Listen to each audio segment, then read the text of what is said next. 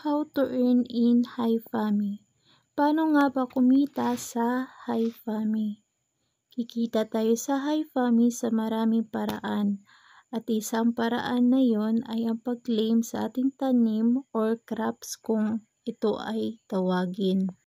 Sa mga nagtatanong kung paano mag-withdraw ng pera sa HiFami, ito ang proseso na napakadaling sundan. Pindutin lang ang withdraw na nasa pulang sobre. Pagkatapos mong pindutin ay makikita mo ang iba't ibang halaga ng pera na maaari mong i-withdraw. Meron tayong $3, mawi-withdraw mo ito pag nakalagin ka sa HiFami na 7 araw na sunod-sunod. Meron ding $1 na mawi-withdraw pag nakalagin ka ng 30 executive days. Pero kung nais mo mapabilis ang pag-withdraw niyan, maaari kang mag-recharge para ma-unlock ito kahit hindi pa kumpleto ang araw ng pag-login. Pwede din mag-invite para sa dagdag na kita. Ito ay kung gusto mo lang. Ang invites ay di na kailangan para sa withdrawal process. Ito ay pansariling interes lamang at dagdag kita. At kung nais mo pang madagdagan ang iyong kita, mag-level up para maging Star or MC Plan member.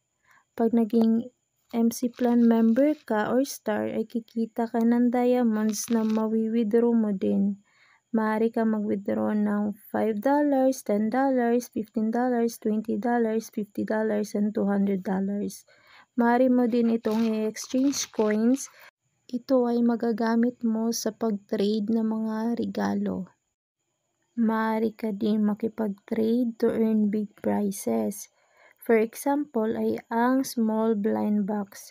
Makikita mo dito ang iba't ibang maaari mong mapanalunan. Meron tayong rose, magic lamp, golden watch, princess crown, cake, frame, hookah, teacup, and firework display. Meron din tayong banknote. Ito ay may iba't iba ding maaari mong mapanalunan. Meron tayong katulad niyang juice. Meron tayong Miss You, Winter. Meron tayong avatar, rainbow unicorn, and meron tayong golden temple.